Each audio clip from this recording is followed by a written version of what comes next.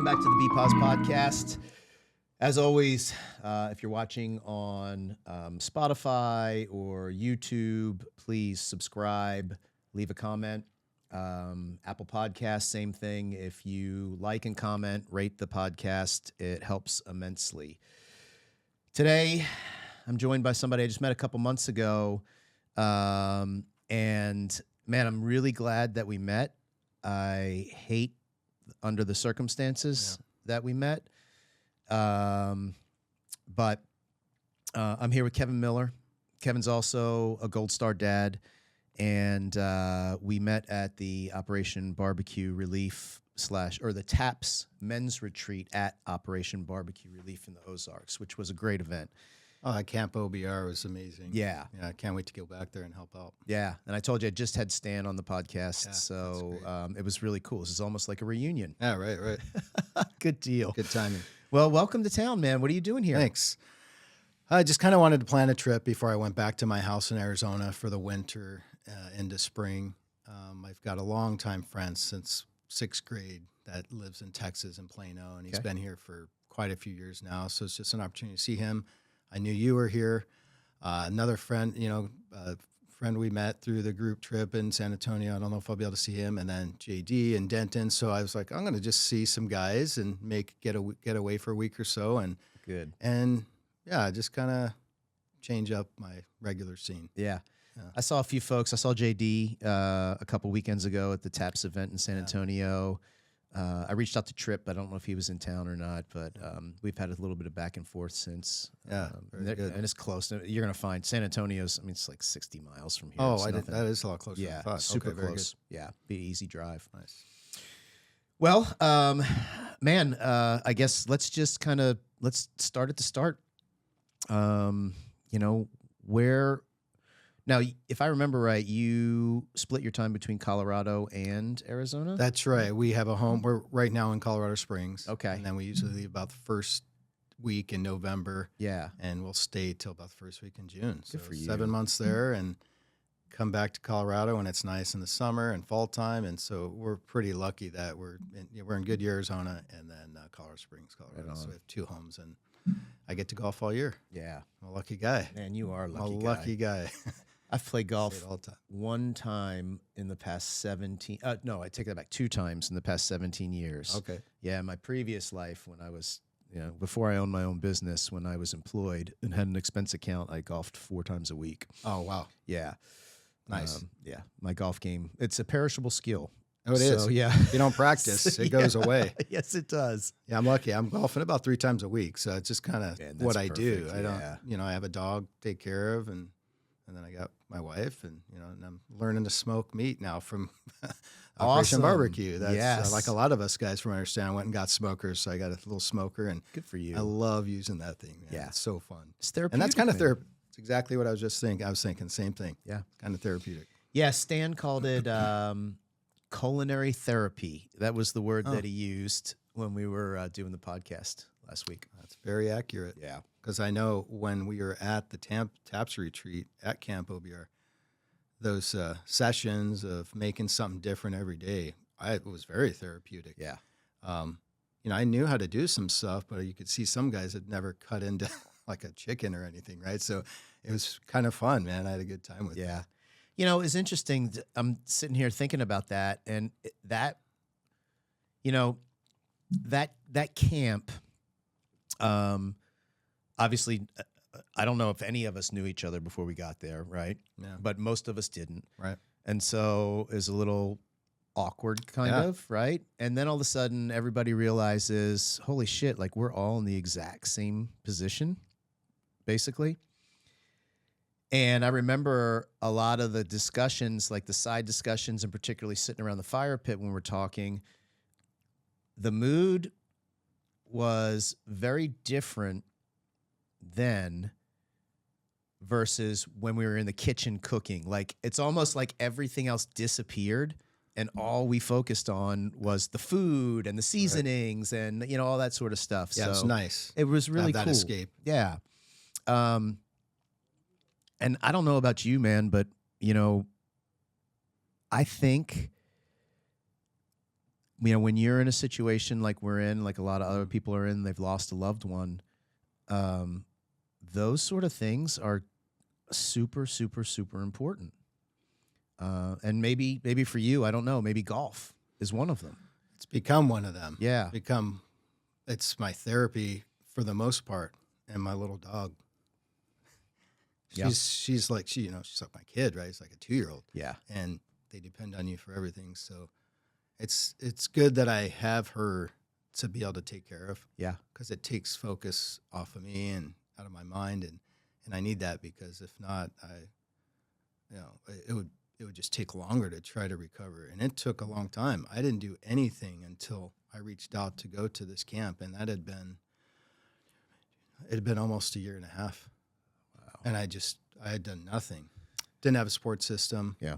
My family they never reached out to check on me. Hey, how you doing, Kevin? So it was really tough. I had my wife at home, but she's not the mother of my son that passed.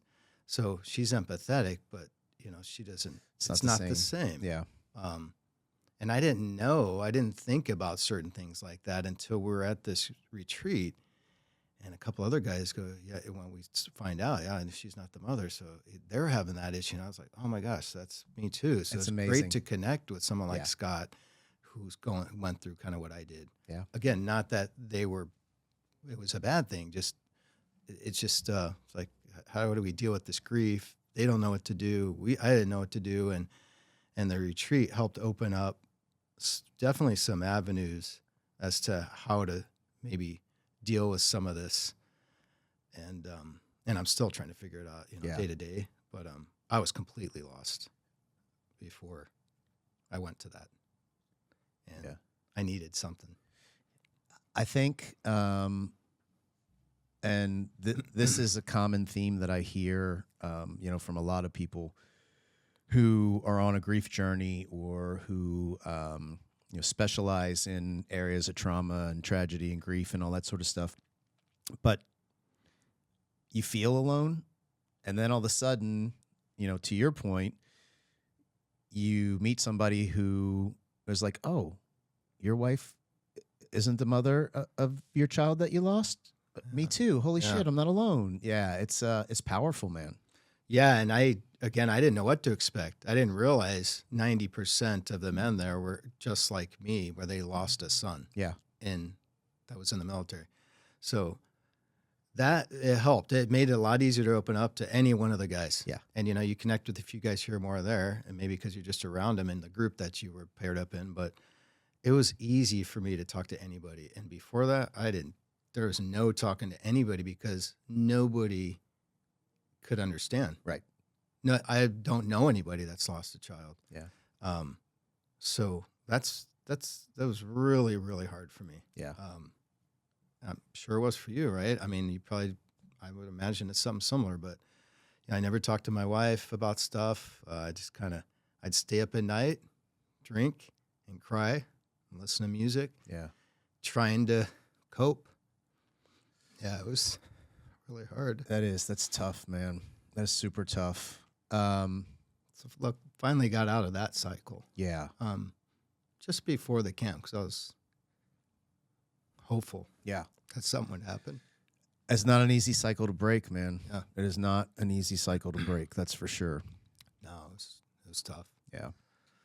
Yep. Every once in a while, I'll have a night, maybe once a month now, but it's not a couple times a week. Wow. So it's drastically changed me, just having someone to connect with. Yeah. I had a great roommate, Chris, and he's just one of the best guys I think I've ever met now in my life. So having him, to bounce stuff off of is just great, because he's really putting in all this work, and his son died only a month before mine. So we're kind of on the same timeline. Yeah. But he's put in all this work. He's just a little more ready for that, I guess. But he's been a huge help to me, because it's, I'm still trying to, like you, like all of us, figure out how to move on. Yeah. Because it's still so fresh. And it's going to always be hard, right? But it's for me, it's just like, gosh, I got to deal with this. Like, I got to try to figure out a way to not dwell on some things, because I dwell on some things. Like, gosh, why didn't I fly my son out the last Christmas before he passed in February? I could have, but I didn't. Yeah. There's things you start thinking about, and so I gotta get that out of my head. Right? Yeah, Stop. There's no, that whole, and I think that's super, super normal. That whole blaming yourself or second guessing. Yeah. I mean, look, and I'm not gonna sit here and tell you that I haven't done the same, but man, that that has to go away right away. Yeah. Yeah. And it's gotten better. That's what I say. So like I'll have maybe once a month or so where it's like I'm up late and I'm crying. Yeah. But it's just it's gone down considerably. And that's because I feel like I'm starting to deal with things a little bit better. And ever since this men's retreat, man, is when it's just started to get better. I'm starting to see the light a little bit in life.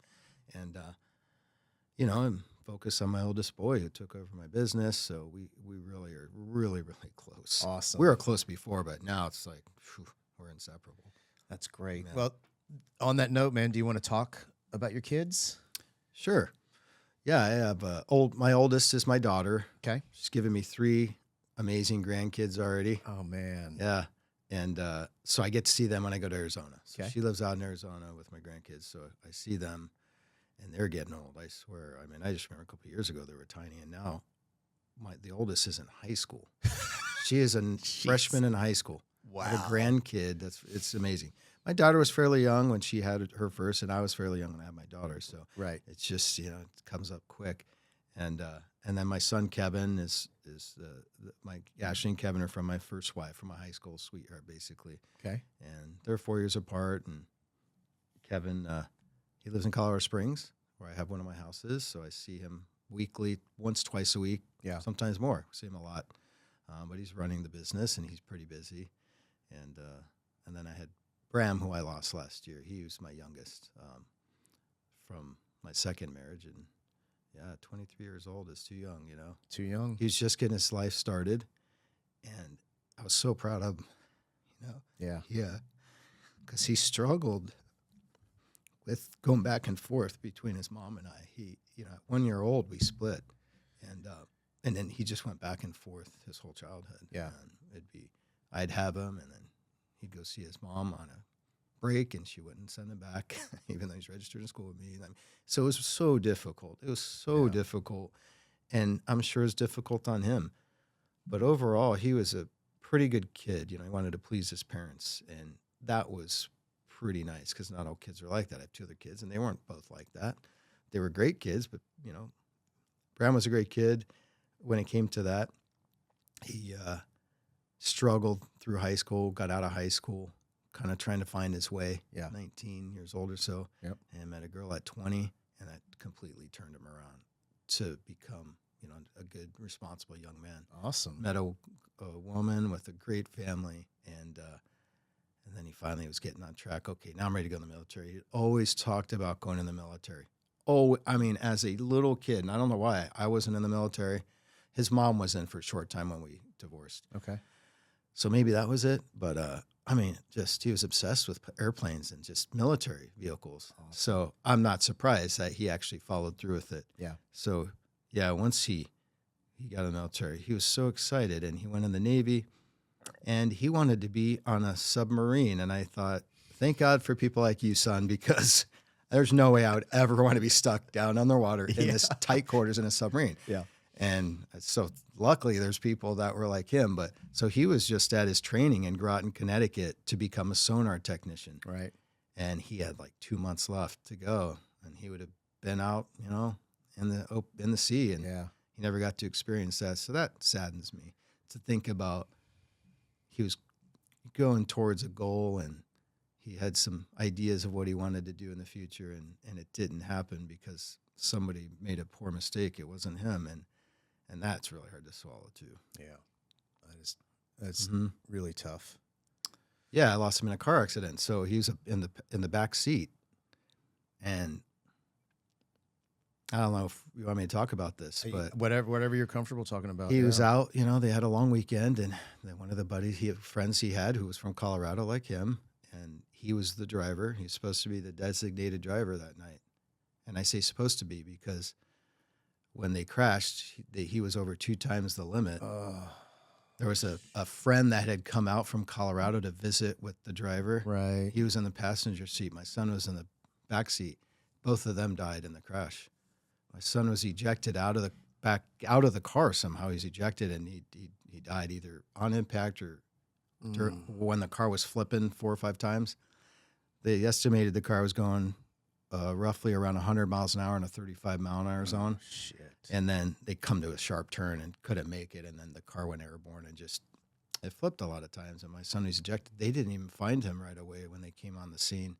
That's kind of a weird mental thing that I just struggle to not think about, because I've thought of that a couple times, and that is hard to get that image out of my head, thinking he was in the woods 50 yards away. Like, oh my gosh, man, like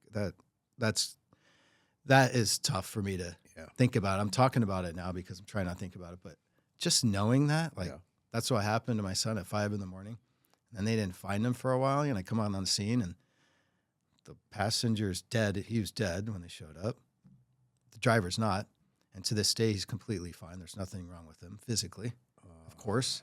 And my son died. He was dead when they showed up. So, yeah, that stuff's tough to deal with. And especially when the driver, the day after it was a Sunday, right? When we were let go, when we were done with the retreat. Was it a Sunday? I think that's right. Yeah. Yeah, I drove right to the airport and flew right to Connecticut, because the next day on Monday, the kid was getting sentenced that caused the accident. Oh. So I had that on my mind during this. So I'm trying to heal, trying to go through this. Yeah. But then it hit me really hard Saturday, and that's why I wasn't in there on the burger session. I was sitting out with Rich, who'd reach out to me, and I was having a really hard time, and he helped. But I said, man, I'm going to do this thing, and that's bothering me, because I'm going to see this kid, and he's getting sentenced that day, so I'm going to know how long he's going to get for prison. But it wasn't good, because, he got a whole 6.5 years for being responsible for the death of 2 young men. Yeah. And that's not acceptable to me. I spoke a long time. Everybody spoke, and I was the last speaker, and I stood up in court, and I let them know how they failed me and the citizens there, and how he almost getting a slap on the hand, because in a few years the kid will be free. He'll still be under restraints, but he won't be locked up anymore. And right. And I still have a hard time with that. I made some peace about it then, but I still think about it from time to time. I'm human. I can't help it. Mm-hmm. Just thinking that isn't right. So hopefully someday he'll come around and do something with his life to make amends. But he never even said he's sorry to me when I was there in court. And that bothered me too. Did he have remorse? He didn't seem like he did, and that bothered me. Yeah. So my son and I were pretty upset. And I think they knew we were going to be upset, because there was an awful lot of cops in that courtroom at the back door and up protecting that kid. And I thought that was interesting, but I was in law enforcement for a short time. My twin brother was there with me. He was in for over 20 years. And they knew this, and maybe that's why it was, but I wasn't going to be crazy like that. Right, that wouldn't help. It's not why I wouldn't do that anyways. I have a good support. My wife is amazing. My son was with me, and, but you never know in that situation. What are you going to do? Yeah. If he says the wrong thing, you don't know what can trigger you. So it's probably good he only said a few words at the end. It's probably a good thing, because if he had said something wrong, I may have jumped into I don't know. But, that worked out the way it did.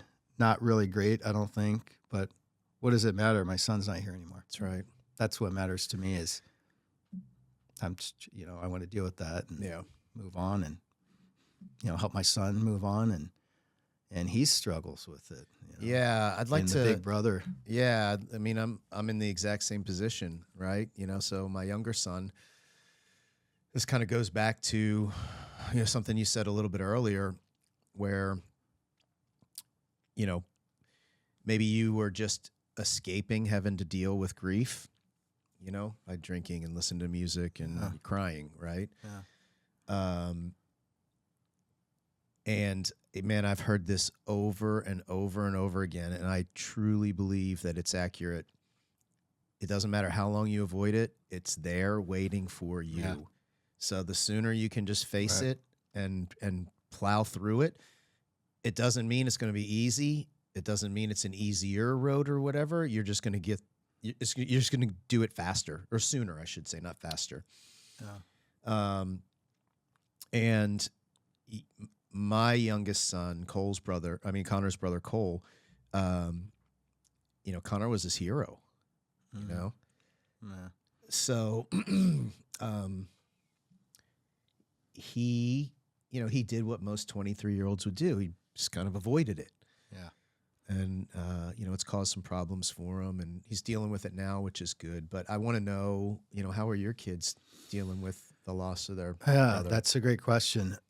So his big sister, you know, my oldest daughter, the Navy had they had a memorial for him a few weeks later. So we flew out to Connecticut. I flew her out with me and my wife, and my son Kevin decided to not go to that because he knew I was going to have a memorial in Colorado. Mm-hmm. He said, I'm going to stay here. I guess I'm just going to go to our family one that we have. So I said, hey, it's up to you. Sure. Okay, when it comes to that, it's completely up to you. My daughter wanted to go. So she came with us, and we had a big fight. The day that they had the memorial, I don't know how much detail I'm going to go into, but That's fine. But my son Bram's mom was there, and her side of the family, and my daughter decided to hang out with them at a bar that night, and that infuriated me. And she's buying drinks for these soldiers. Her son died in a car where there was alcohol involved, and the driver was over the limit by 2 times. And I still can't wrap my head around that. Like, Right. What are you doing?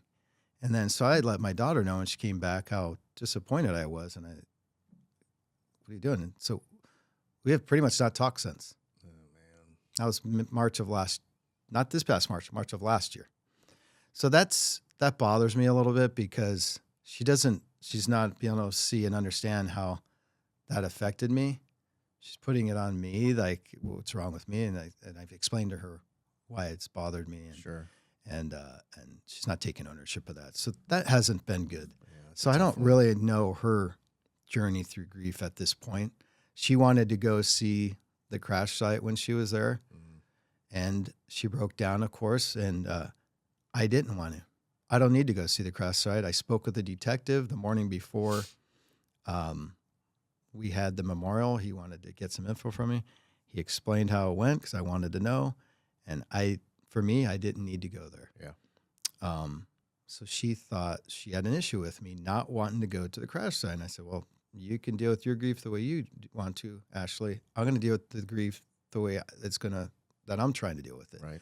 And that's another good point, I think, is you don't judge someone by how they're grieving.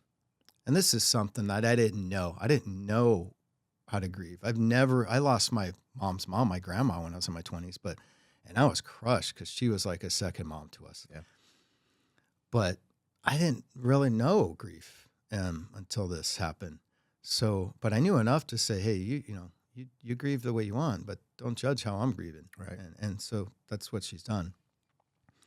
And my son, Kevin, he's a lot like me, man. He's pretty resilient. He can bounce back, but he holds stuff in.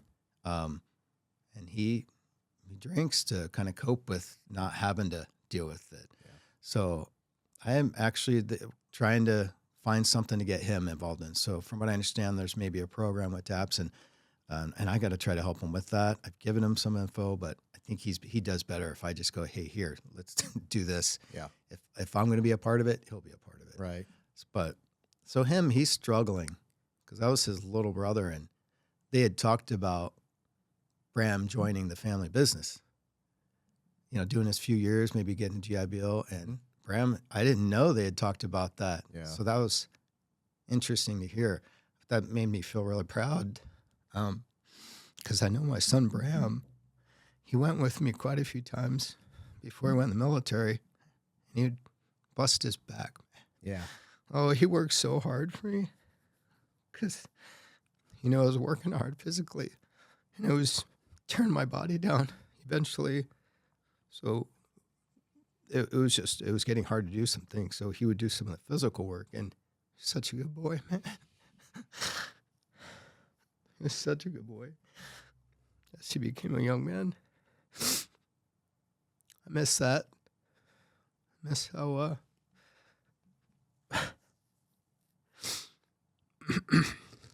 just how loving he was and how much he knew Dad appreciated it.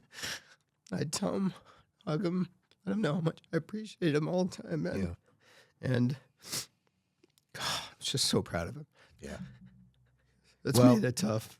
You know what? The good news. Knew this was going to happen.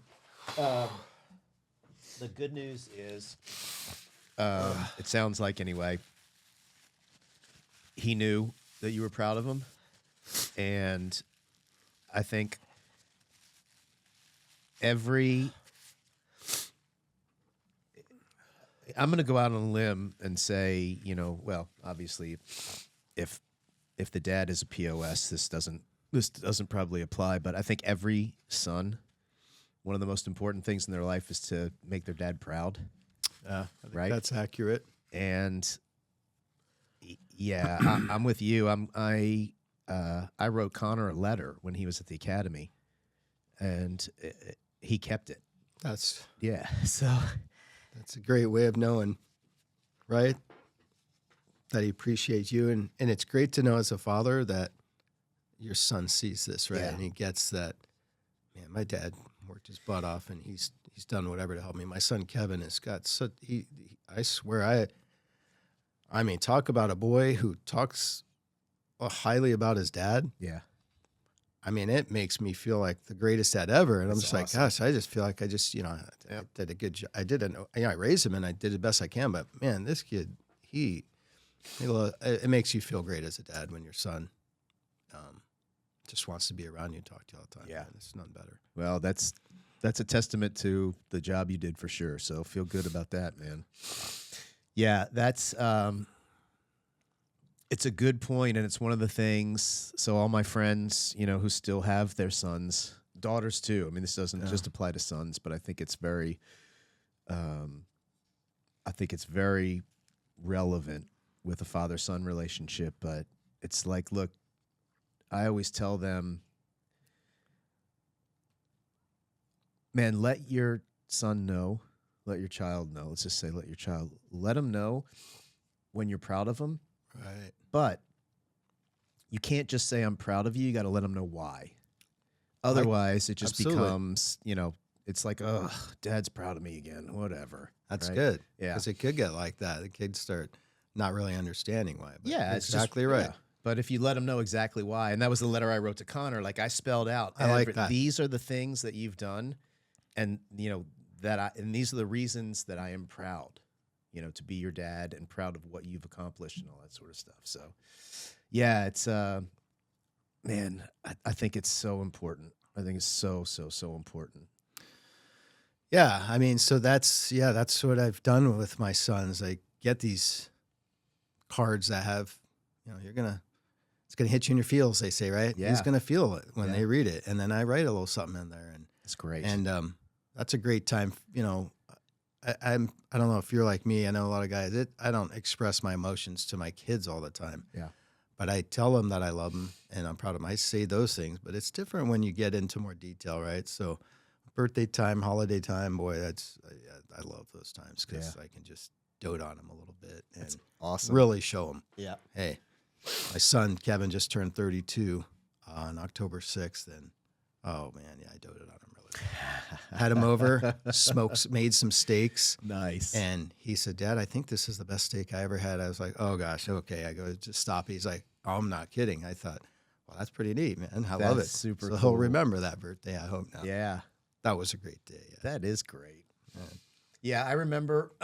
So my dad's birthday is in November, and it was. I called him on his birthday. It was probably like, probably 4 or 5 years ago. Mm-hmm. And we're just chatting. And look, my dad was a great dad. He told me he loved me. He worked his ass off. I mean, I got no complaints about my dad at all. Yeah.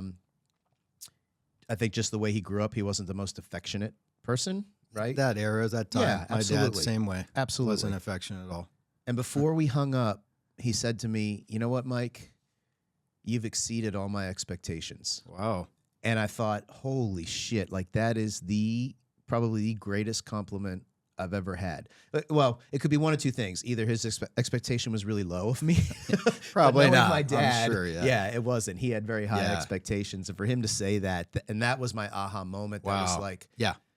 that's what I wanted. I always wanted my dad to be proud of me, to know he was proud of me, like really know. And at that moment, when I talked to him on the phone and he said that, like I knew it. Knew then. Yeah. And that was immediately I went to work. I was like, this is like, That's I great. can't, I have to share this, with my boys. Yeah. I Well, I have to. agree with you on that 100%. You do want to make your dad proud in anything you do, right? Yeah. You don't want them to be disappointed.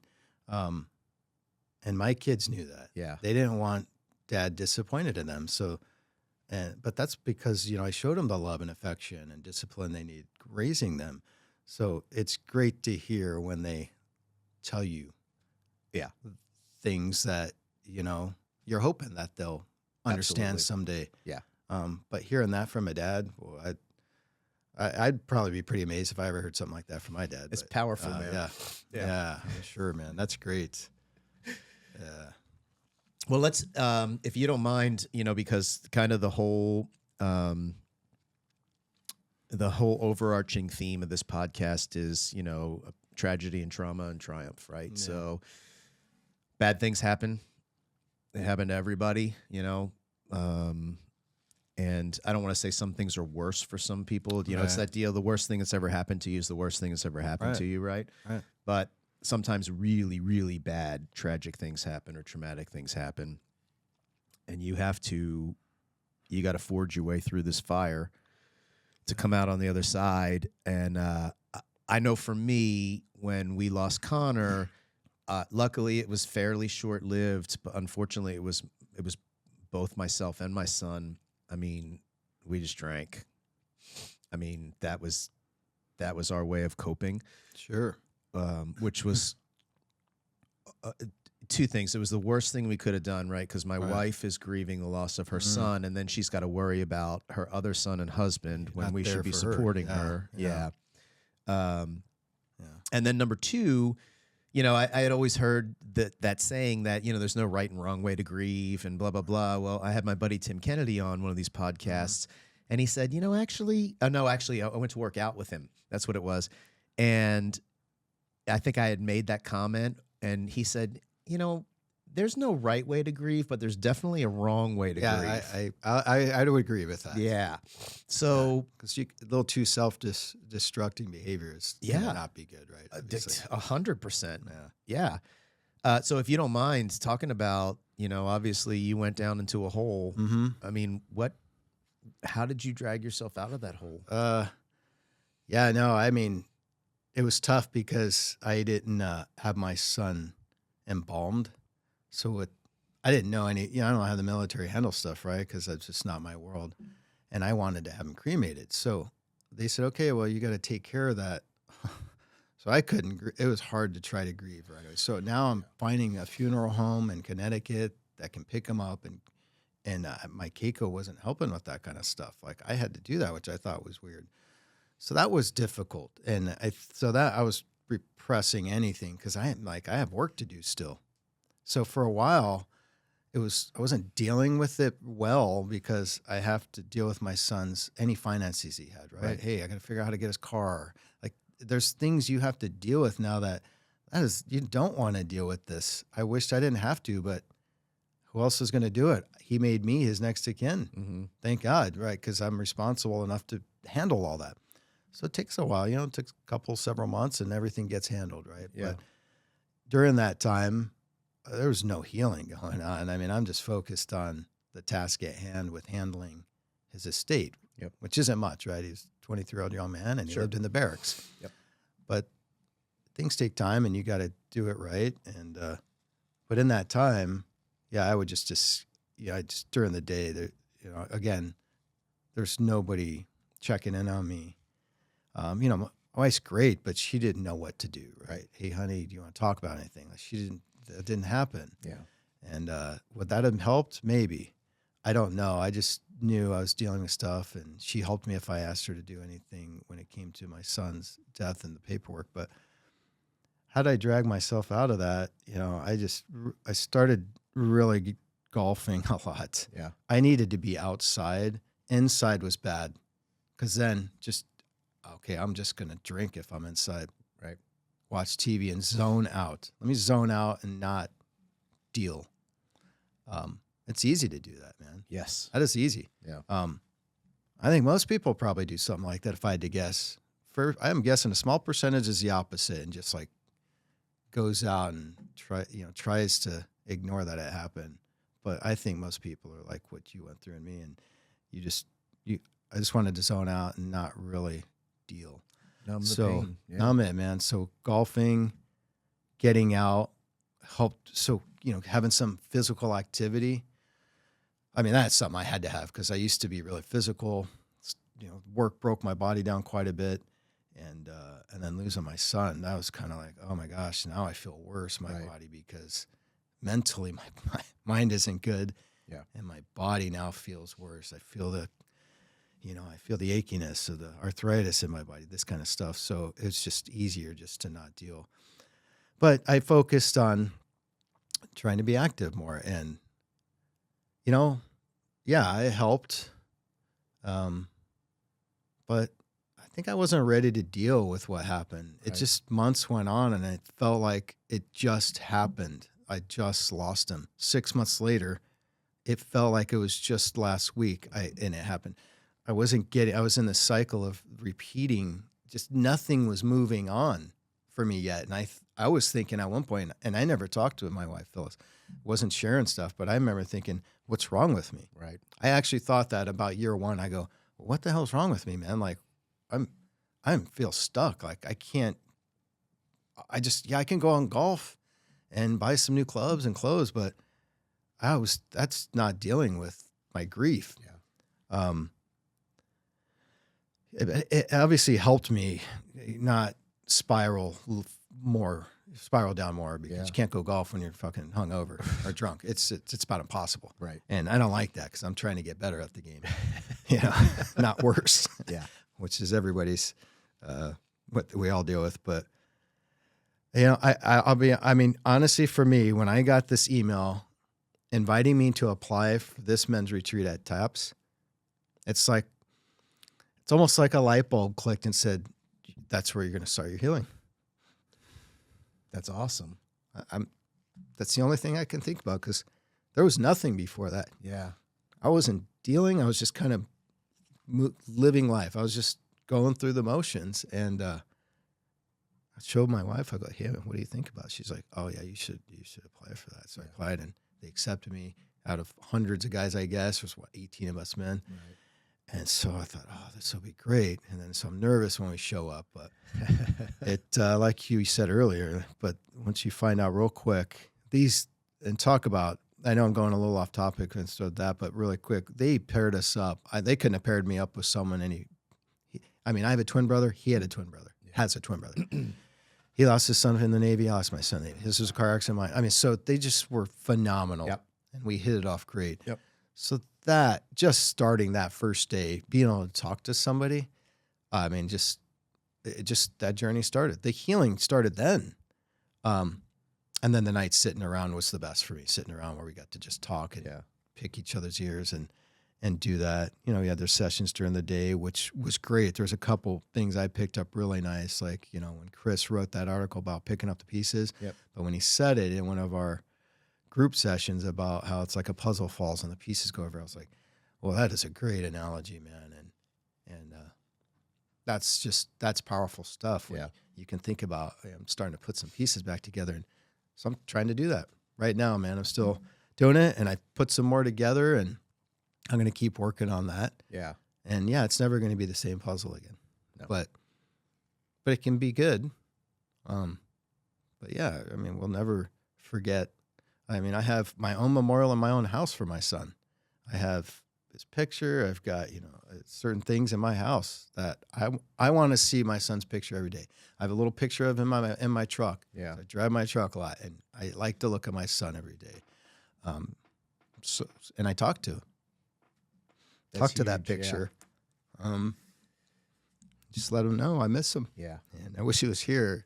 Talk about the Cowboys. He was a Cowboys fan. He lived in Dallas with his mom for a short time, and he became a Cowboys fan as a kid. So I'm a big football fan. Yeah. And so we'd razz each other on football, and I miss that. You're a Broncos fan? Broncos and Cardinals. Oh, 'Cause okay. I grew up in Arizona, there so you go. I got 2 teams I get to root Yeah. for. But I miss that tremendously, and it's football season now. So I get a little sad. And my son Kevin is not like Bram was. He's not into football as much. Right.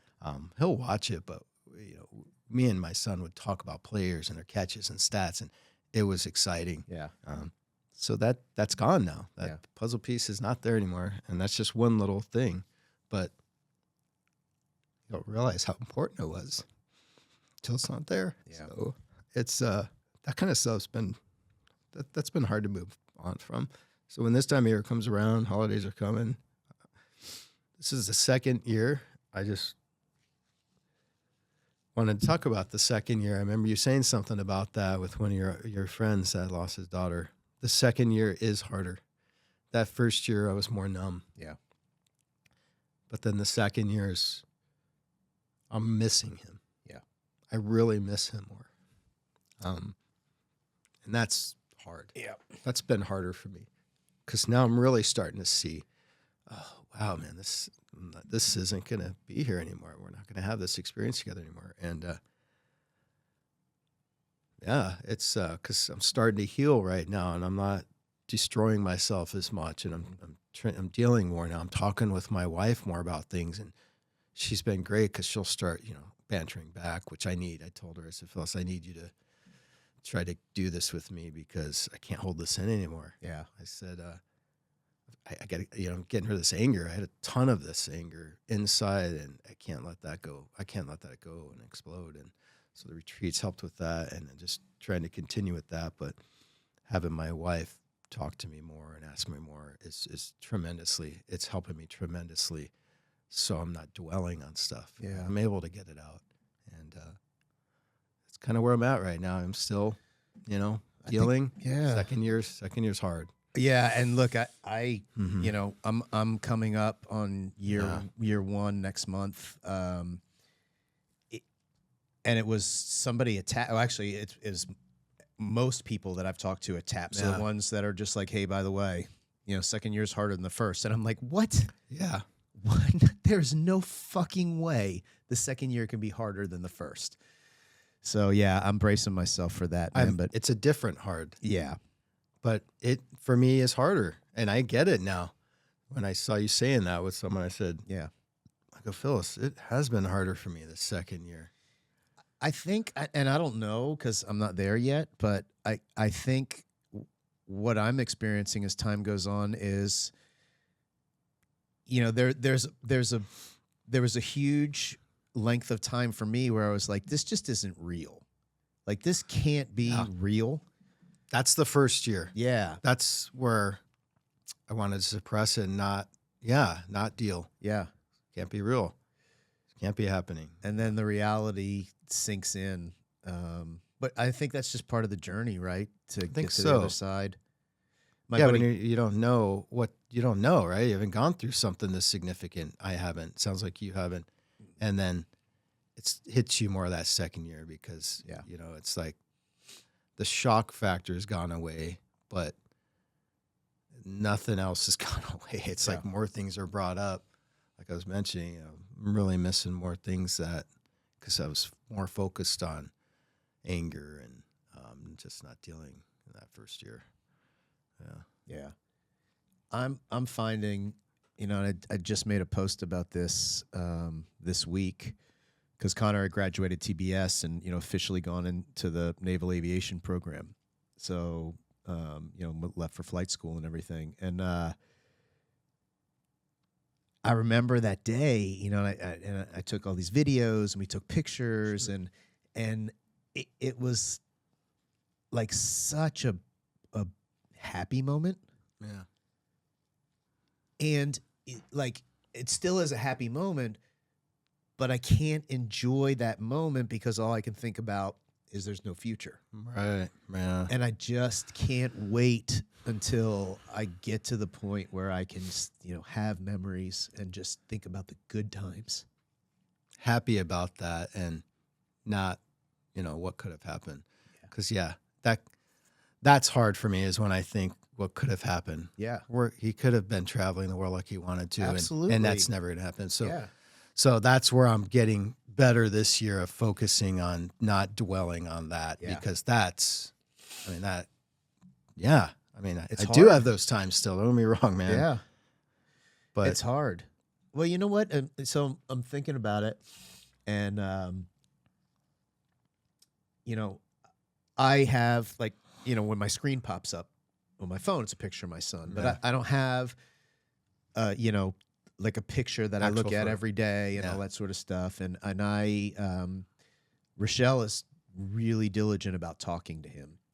And nice. She is, I mean, the event that we went to, the TAPS event, Bonnie, the founder of TAPS, did a program called God Winks, right? And those are those moments where it's like, okay, that's weird. Okay. Like, is somebody sending me a sign right now? You know, is Connor sending me a sign? And she literally, when she has them, she writes them down. That's great. And she's got a list on her phone that you just keep scrolling. Wow. And it's crazy. And so, you know, I wasn't at that point. Right. But I started, like you were saying, I started talking to him. And then, and not that I'm looking for signs, but maybe I'm just kind of paying attention.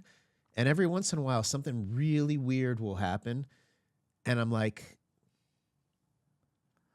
okay. It's funny you're saying that because that's making me think now about a couple things where I thought, oh, what? Like, that's interesting. I wasn't really putting any just thought or value on that, but I'm going to be more in tune to that now. Yeah. God winks. That's a great way of saying that. Never heard that. Yeah.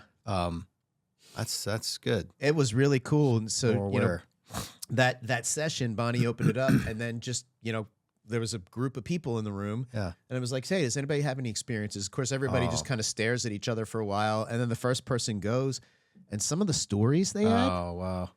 It was just like, what? Yeah. That sounds like a Hallmark movie, you know, not real life. The hair would be standing up on my neck here and that kind of stuff. It was crazy. It's great. One of them you would love. Yeah. And it didn't happen to this one, but Bonnie told the story, and it was about a dad who had lost their son and was at a golf tournament, and they were on one of the hole-in-one holes where there was a car. Yeah.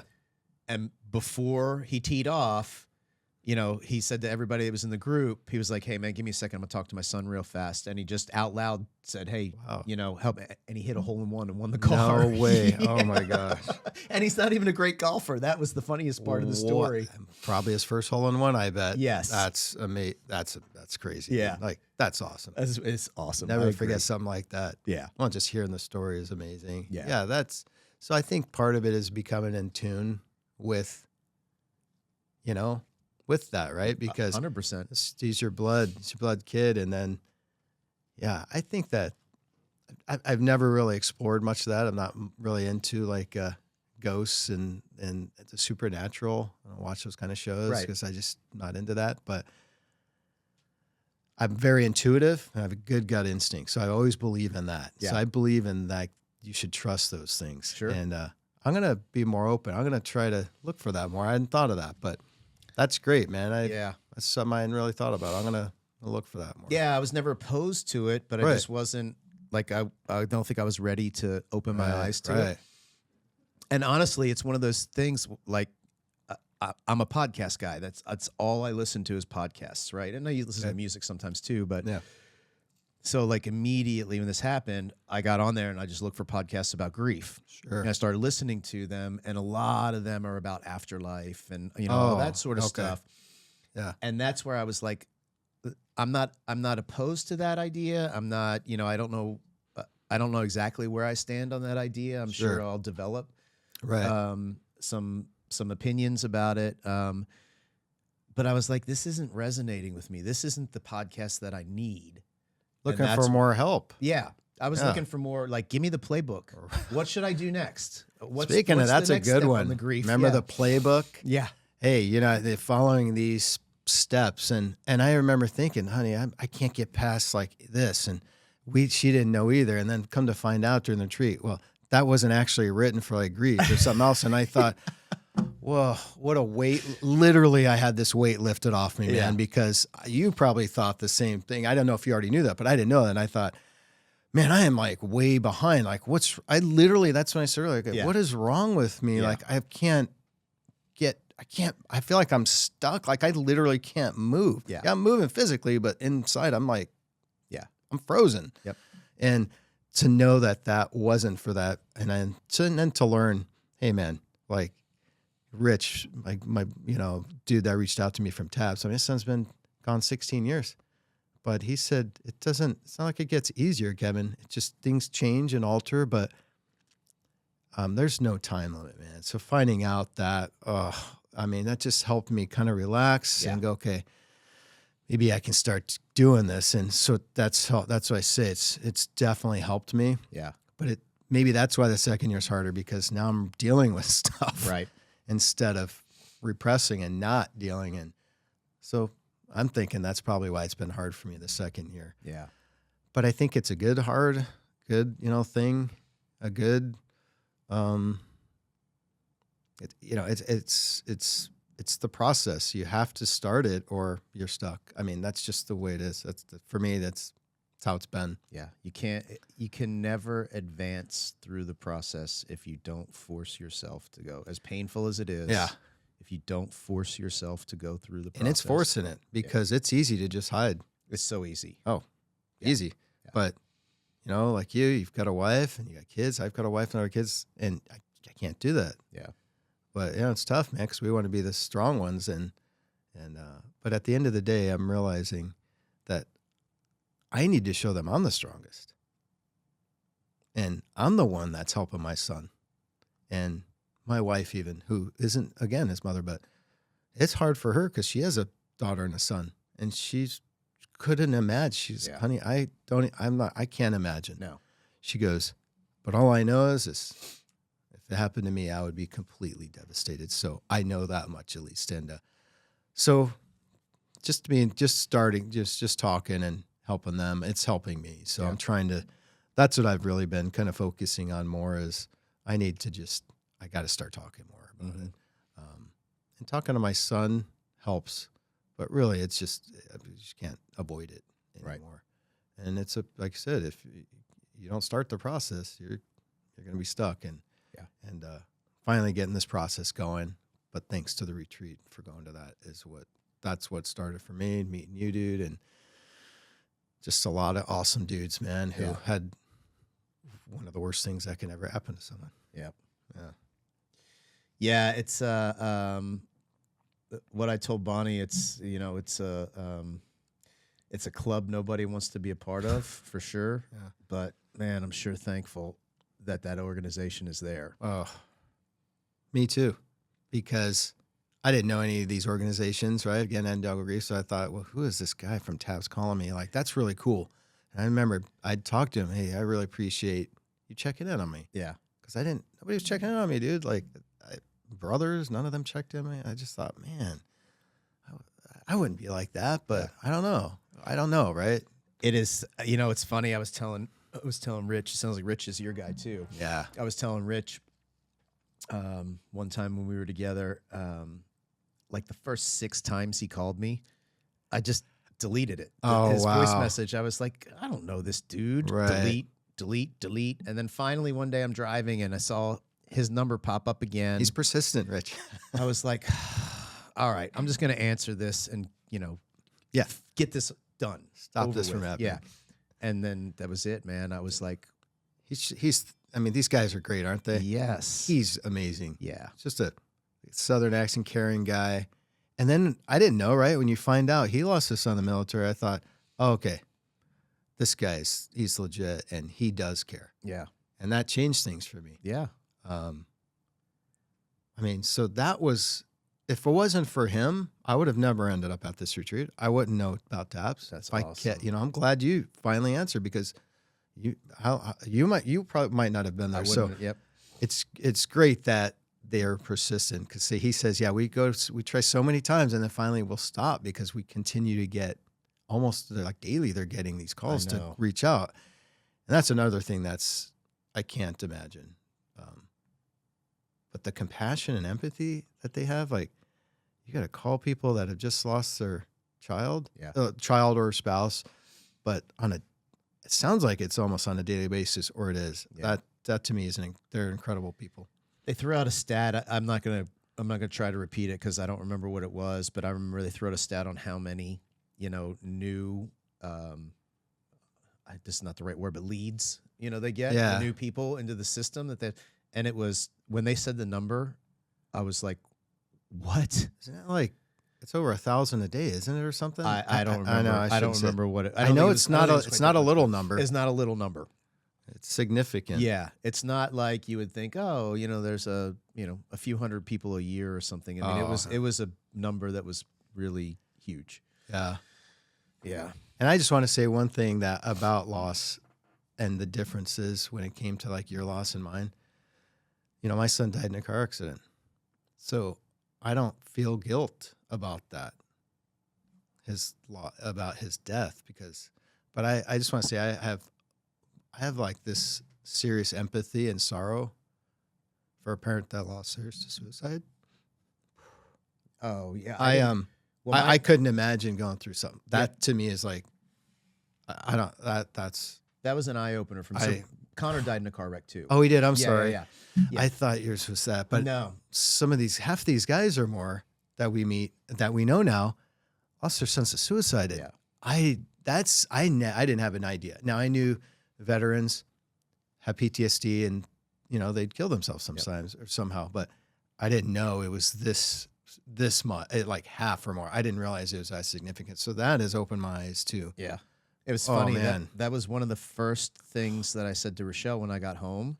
Is like, you hear all these stats about veteran suicide. Yeah. But it's almost like it doesn't really sink in. You just hear stats and you're like, oh, that's terrible. Mm-hmm. Right? There's too many people.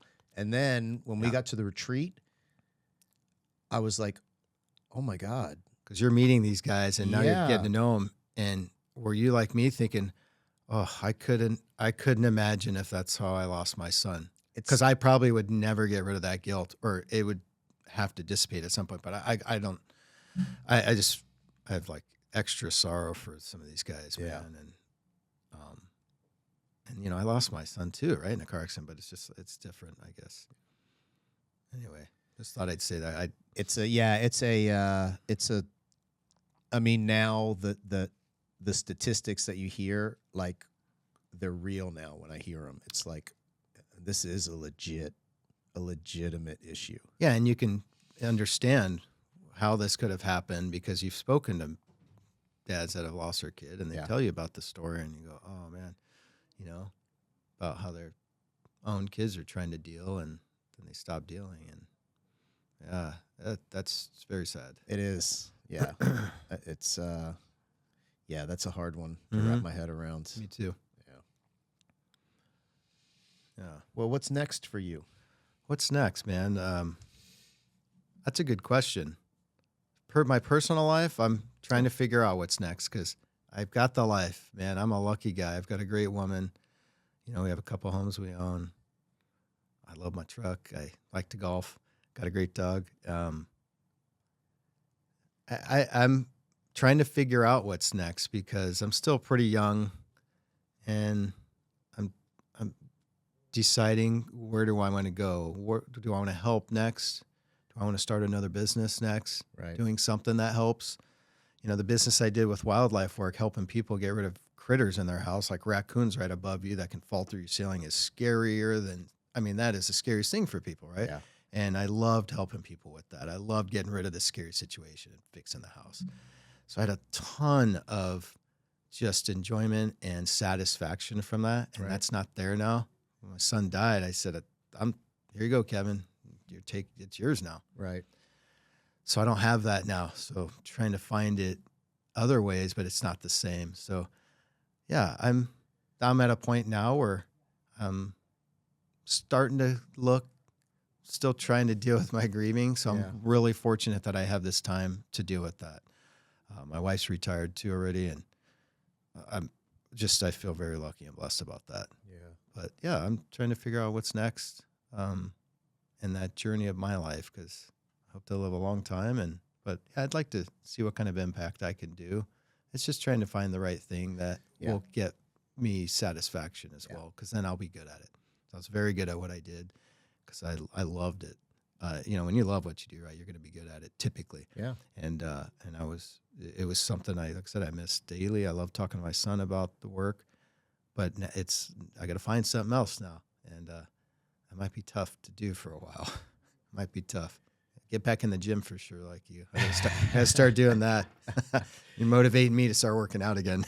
I'll tell you what, man, it helps. And I think we talked about this before we started recording, but like you said, when you started golfing and getting outdoors, there's so much scientific evidence that sunlight, has such a huge positive impact on your body, and not having sunlight has a negative one. And then just physical activity in general. And that's for me. Like if I didn't go to the gym every morning, and part of it is my community, right? So everybody in my gym is supportive. My buddy today came up to me and while we were working out, and he was like, "So, man, how is everything? Is it getting easier?" That's great. That you know that. And because he cares. Literally, just genuinely cares. Right. So that's a huge, community, just like you touched on, having a support network. But then just physical activity. Like if I skip a day, I can tell emotionally I am just not right, man. Yeah. And I think, look, having your body well is not the solution to having your, mental and emotional state well. But I'm pretty convinced if you don't have your body well, you are not going to get your mental and emotional state well. They're all connected. It's hard to keep that mental positivity, right, when you don't feel good about yourself. I absolutely agree with that. I've been into fitness for my whole life. Couldn't run anymore over the last few years, and then getting new knees soon.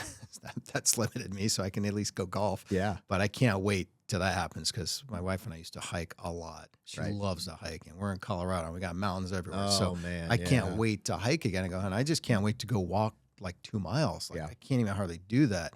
But I want to hike, and just it's more nature to get into. And then we get in our heads, and we're just enjoying the outdoors. And there's nothing. If people haven't done that, you're missing out. Yeah. Because that to me is what life's about, man. Is you're not sitting inside just focusing on a screen. Yep. Your screen is everything around you, man, and there's nothing better than that, man. Yeah. So I like to fish, so trying to do more fishing. And there's therapeutic ways for me to cope with, especially with like an anger. So I have I'd had so much built up anger from my family not being there. Right. That golfing just releases that, man. Like working out for me, it's just hitting a club so many times in a round and before. And I'm tired when I'm done. When I'm tired when I'm done, that's usually a good thing. Yeah. So it helps. I think it's easy. It's easy to verify, like on a personal level. Yes, this helps. There's also so much like real hard scientific evidence. I had somebody on the podcast. Her name is Cindy Present, and she runs a organization called Operation Get Out, and it's all about. Oh, nice. It's for military and first responders and nurses is the main focus.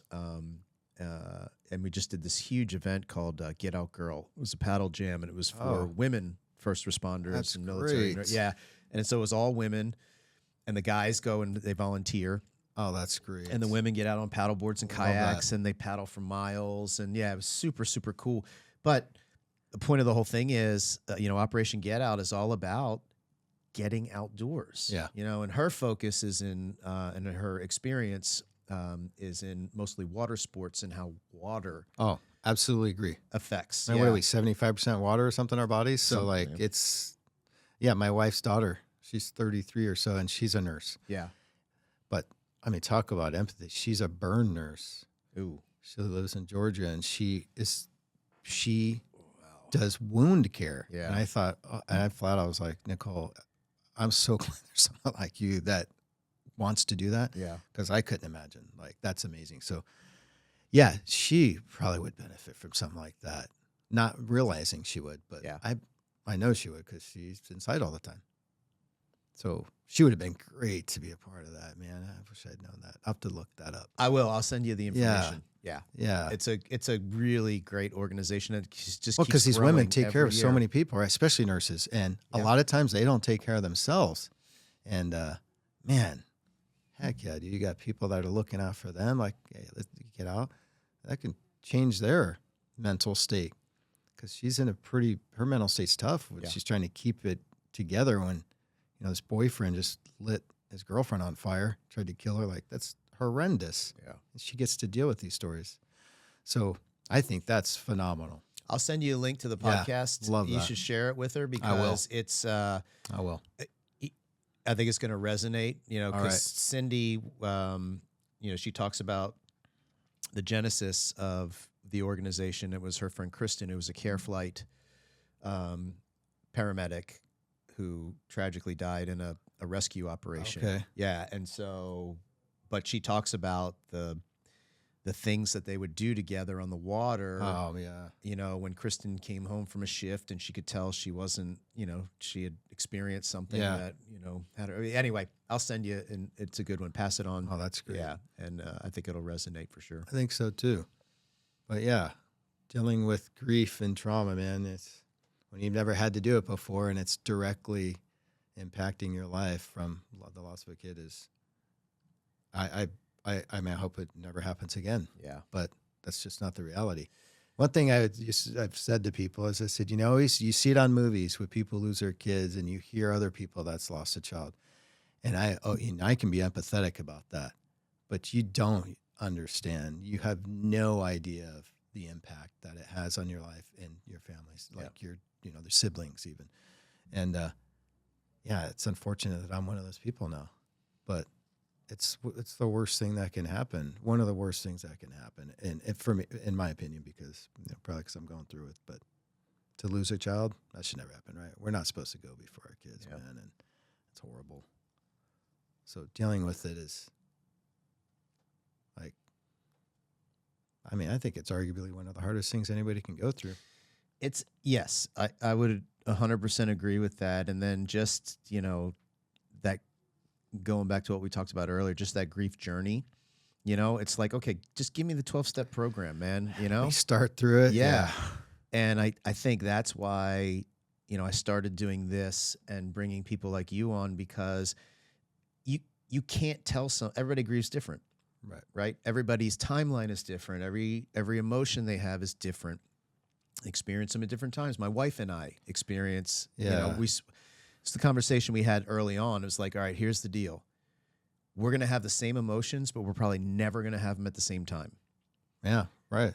So we just need to cut each other some slack, show some grace. That's good. And point of all that is, the reason that I'm doing this is it's just people sharing their experiences, kind of like your puzzle moment, all of a sudden, boom, that resonates. And it's like, okay, that's one thing I can wrap my head around that's going to help me just take a step forward.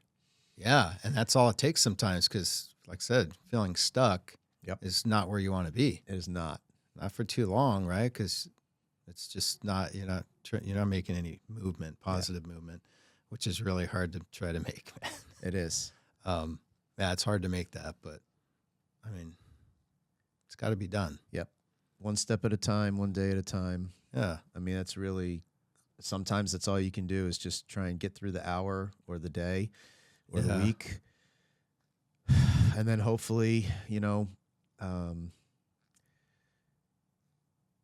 I hate to say easier or better because it never gets either of those, Absolutely. right? But it's not as bad. No, as it's painful. It's you can cope with it somewhat. And that's probably a better way to Better. say. Yeah. You learn how to you learn how to adjust. Yeah, To the 'cause new it's normal. an adjustment. Absolutely right, and that's what I'm not liking. Yeah. That's why I say the second year, it's like you're really learning. You better start adjusting because or you're going to be stuck in this again. So that it's challenging, man. Yeah. It's tough when you have these just deep. Like I don't keep a lot of people close to me in my life, but my kids, they're Yeah. as close as anybody can be, As they should be. and my spouse. So it's just like when you lose that, it's really hard to get over that. And it's not, I guess it's not getting over it. It's, trying to figure out what to do when you lose that. I still struggle often with it. It's so difficult. Yeah. Well, I can tell you this. You having the strength and courage to come here and share this and talk about it, it's going to help. It's going to help somebody out there. I promise you. I get messages Really? from people that I have never met in my entire life. Wow. Who listen to an episode and exact same thing that you went through with, the puzzle analogy. They're like, man, this person said this. Interesting. Like, that is exactly where I'm at right now. So it's a game changer, man. And the other part I'll throw in there is I'm not a super spiritual person, right? I'm not a spiritual person, but I'm just not. I'm the same way, yeah. I believe in good energy, bad energy. Yeah. What you put out, you're going to get back. I think there's believe probably that. some accuracy to that. Yeah. But I have started to believe that there are a reason that things happen and people are placed in your life. And, I think that the Camp OBR retreat, there's a reason. And we met. Yeah. We met for a couple days. And then out of the blue, since I'm not on that stupid text thread, I got to figure out how to. I tried so hard to get on that thing. But anyway, out of the blue, you texted and you were like, hey, coming through town. And Like to meet up, yeah. it's like, hey, by the way, I usually record podcasts on Fridays. You want to do this? And boom, here you are. And I just look, when the messages come in, I'll share them with you, and you'll be like, I'd love to know that because yeah. I was telling my wife on the way down here, I said, I don't know if I made the right choice to do this because I said I'm going to get emotional. And not that I don't want to, but I wasn't planning that on this trip. Yeah. I was planning on doing other stuff, right? Because but yeah, man. I mean, really, if anybody gets anything, that would be great. But yeah, man. I mean, this is a journey that people need to hear if they're going through it. They want it. I mean, I hope they can hear and listen to other people trying to figure it out. Yeah. And that's all we're doing, trying to figure out what to do. Yep. Well, to your point you made earlier, what's wrong with me? And when you realize that other people, are experiencing or have experienced the exact same thing, you're like, oh, there's nothing wrong with me. Thank God. That helps tremendously, Yeah. learning that, man. And learning no timeline. You just said that, like, there's no timeline, man. And that's where I thought, like, what is wrong with me, man? Yeah. Like, I'm not going anywhere, but that's okay. Yeah. That helps, man. Just those little things, man, those little nuggets there. It's like, okay, shoot, man. There's not a process. There's not a 12-step program. Like, Yeah. Those things help, man. Yeah. So it makes it a little bit easier to try to go, okay, well, I can take my time on this. I don't have to try to rush it because why would I rush this? And, Right. But human nature, man, like I'm a guy. I want to try to fix stuff. Right. I can't help it, man. That's just, that's how I'm made up. Like, how can I fix this? Most of us are Yeah. wired. Yeah. So when you realize you don't have to try to fix it, you just are figuring out ways to cope, man. It takes a little pressure off, man. So that's helped me just Good. knowing that. Mm-hmm. Awesome. Well, thanks for coming in and sharing that, man. Yeah. It's been great. I'm really glad that you reached out. I'm so stoked to reconnect. Very cool. And man, I'm ready to come hiking with you in Colorado. Oh, next year I should have my new knees by then and invite you up. Game on. We got plenty of room at our place, that's for sure. That's perfect. Plenty of room, man. I love it. All right, brother. Awesome. Thanks.